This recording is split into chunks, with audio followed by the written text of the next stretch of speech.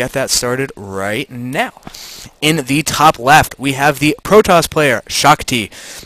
And in the bottom right, we have Zeno Akup, whose name is just great. I'm sorry, I start cracking up every time I say that aloud.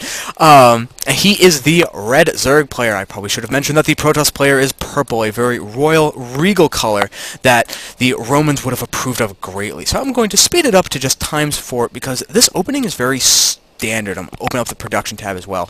We see the pylon going down on the low ground for Shakti. That's pretty obviously because he is going to be fast expanding with a forge like every Protoss is pretty much required to do it by law against Zerg. The Zerg takes a expansion first, so he gets down there, builds that hatchery, but has the Overlord order over it to make sure that there's no shenanigans going on. There's no big problem. He takes his gas first, takes his pool, doesn't put anybody in the gas immediately, then tosses in 3 to mine the amount of money he's going to need for Zergling speed, and as we will see, some more critical upgrades. So I'm going to pause this real quick.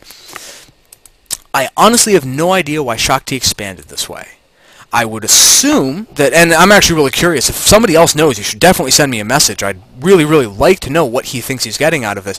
But pretty much he's going for a very wide wall, and he's kind of getting one going on with the buildings, but there's still a space in between these two, a very small one. And I really think that he would have been better served just going like pylon, forge, pylon, or pylon, forge, gateway with a very small space right here. And I really think that as we see more games on this map, the top of the ramp is going to be where most people like to expand. We also see him taking his first gas and doing all of that other fun stuff. I really like this patrolling drone that we see right here from Zeno. It's making sure that there's not any kind of cannon wall in, which there's a minor danger of there being on this map. It's not quite as easy as if you were to try to do a 3-pylon block, but putting several pylons around here in order to protect cannons is a possibility, and he's just playing it super safe. So I'm going to slow it down to faster speed so we can talk about some of the other cool stuff that the players are doing. We'll notice no Zergling speed. No Zergling speed. Instead, we have a super fast lair. That's one of the things that Zeno does this game, which I'm really intrigued by. He techs hard. I was stunned by how fast he tried to get up his tech. You'll see in a moment that this gas gets taken really quickly. He wants gas like crazy. He also ends up tossing down the spine crawl. I'm going to pause this for just another moment for those of you who are not as familiar with Furby. Having Spinecrawler and just other static defenses in order to protect your early holdings is very valuable. When you have a Spinecrawler and you're trying to defend against, say, like 6 Zealots, the Spinecrawler doesn't fare very well. It gets surrounded pretty easily, gets taken out, even though it has 2 armor. It's just not meant to deal with that much supply and minerals invested by your opponent, because essentially think it's a 150 mineral investment for you trying to get that spine crawler versus a 600 mineral investment of your opponent, and that's just not easy to hold off. It pretty much gets run over very fast. But if there's a smaller number of zealots, say 3, like the ones that we're going to see Shakti end up sending out across the map, minor spoiler alert, he does a bit of very early zealot aggression, all of a sudden 1 or 2 spine crawlers and you're fine. And so unless your opponent on one of these reduced resources maps is really committing to a ton of early aggression, and 6 zealots on when you have just straight up 25% less money is a big investment. That's a lot more of your army and just supply in general that you're sending to go and hit your opponent. So by setting up 2 spine crawlers, you're going to see him set up another one in a moment. Zeno is pretty much safe against most forms of early aggression. I think that his Overlord, or the way that he sent his Overlord, was pretty much perfect. Going to speed this up just a little bit more. We're going to see the Zealots continue to be chrono boosted out. There's obviously no warp gate research because the cybernetic the core isn't done. Excuse me, had to burp there and muted it for you. Oh no, I didn't mute it for you. Well, you all got to listen to that. My apologies. This is how we know that I'm not a professional caster yet, but I'm working on it, guys, and continuing to get better, I hope. We will see that there are now 2 evolution bays continuing to get upgrades. Well, not continuing, they're just starting on 1-1, but look at how fast that's coming for a Zerg player. We just have not even 1. We have 0 upgrades for our Protoss player. There has not been any work done out of this forge aside from allowing him to build that one thing. And of course, I totally missed the early aggression. My apologies to you guys. It's not very much. There's just a little bit, but because I had it on faster, my timing got a little bit thrown off. We can see these zealots moving across the map, kind of marching. We'll already see that there's a huge supply difference between the players because this tech just takes a lot of money. We'll see that there's already the infestation pit on the way. When we look at the units tab, there are no Zerglings. There's nothing on the field except for these. If he'd actually done a run-by, that could have been really bad. But these small number of static defenses is enough to have Shakti just kind of look at it and say, no thanks. Even if I was able to get through, I'd lose so much that his reinforcements would come in and very quickly kill me. And even this, not sentry, but stalker is going to be warded off by there being 2 spine crawlers right there. He just decides, you know what, don't really want to deal with that. Second stalker on the way. In a little bit, we're going to see this probe toss down some good proxy pylon stuff. We see the pathogen glands are on the way, and Xeno's just continuing to tech incredibly hard. He's going to be starting infestor production very soon. There's the Twilight Council on the way, going for some of the early gateway unit upgrades. And +1 is on the way, but look at this. 1-1 is already almost done. He's not going to have, the Protoss player is not going to have that critical 1-up advantage over a Zerg player that allows him to 2-shot Zerglings with the Zealots. So we have the 3 Infestors on the way, obviously, going for some blink play on the part of the Protoss player, and that Overseer went in and very smartly saw exactly what his opponent is doing. These Zealots are continuing to run around, just kind of having fun. Still no kills on any of the spine crawlers. There has not been any serious commitment to aggression just yet. A couple more units moving out, and both players moving, as we see, once he sent out the drone, yes, at literally the exact same time, moving their worker out to try to take their third.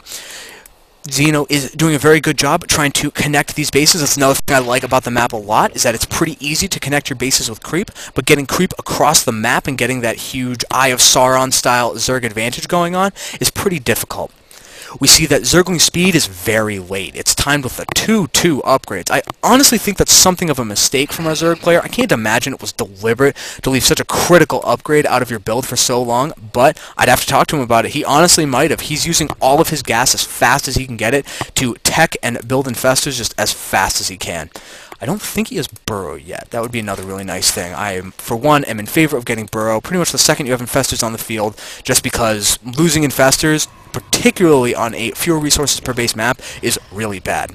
Trying to get a little bit of scouting information, gets shut down pretty fast, but he does see that there is a really large number of stalkers, particularly for fewer resources per base map, and knows there's definite aggression coming. Now, pause for 1 second because it's looking important. Hive! We have a 10-minute Hive on the field. What's that good for? It's going to be good for letting him get 3-3 incredibly quickly. These Zerglings are going to be beastly upgraded. He doesn't even have the 1 armor yet. It's going to be timed out when 2-2 ends up coming up for his Zerg opponent. So even though the supply of the Protoss player is considerably above the Zerg, his upgrades put him in something of an army deficit when you get down to the quality of their units. This is in direct contrast to what we usually see in a standard game of StarCraft 2. So, just continuing to have the replay go, I'm going to speed it up just a little bit to wait for this first attack to come. There it is, back down to regular speed. There's a whole bunch of Zealots going in. They are all walking right up to this base. The Blinkstalkers are a little far away. They're mostly being used for defense, but he's obviously trying to kill off this one base. Everything is sent by Xeno. He really does not want to let this fall. Puts down a couple of very good fungals, totally blankets them, does a lot of damage. They turn around, which I don't think is the best decision. I think that if he'd continued focusing that, he probably would have been able to kill it, but maybe not. He might have just gotten it down to a little bit lower health. We see that the cat's obviously out of the bag. The Zerg player knows that there's a proxy pylon here. And as we can see, in terms of the early aggression and just there generally being more smaller attacks going on around the map, already there's been an attempted snipe on this third, and it came from this space over here that the Zerg player had absolutely no control of, no vision over, and it almost managed to kill his base. As we see, there are just continuing to build workers. When we look at the worker supply, it's 45 to 47, so it's actually a minor advantage for the Protoss player. But now that the Zerg player has his tech and is pretty much satisfied with the way it's going, he's continuing to build just a lot more stuff and trying to catch up their army supply. It's definitely a lot closer than it used to be, but I wouldn't exactly call it close. He also takes his 4th base, and now look at how safe this feels. I think that this is a really interesting kind of difference between what teching early on one of these maps lets you do, and just taking a lot of bases early lets you do. Obviously, if you could do anything that you wanted in StarCraft 2, it would be to take probably 4 or 5 bases, get them fully saturated, and only when you have all of the bases and money and upgrade that you want, start building an army. Because pretty much when you're spending money on an army, it means that you're not spending it on improving your economy. And it's better to get your economy up first, and then get your army in general, unless you're planning on using that army for something. If you just have a lot of army hanging around doing nothing, then that's not really helping you. Shakti decided, Zeno decided, I'm not going to do either of those actually. I'm going to tech incredibly hard in the beginning and use that tech to protect myself. So what does that do for him? It doesn't take a lot of money to get upgrades early. It doesn't take a lot of supply or just your gas or minerals or anything like that. It takes time.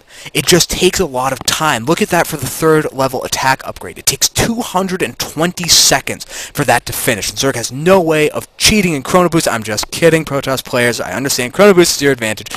But they have no way of lowering that time. And so ultimately, if they want to get their upgrades, they just have to start them, if they want to get their upgrades earlier, they just have to start them earlier.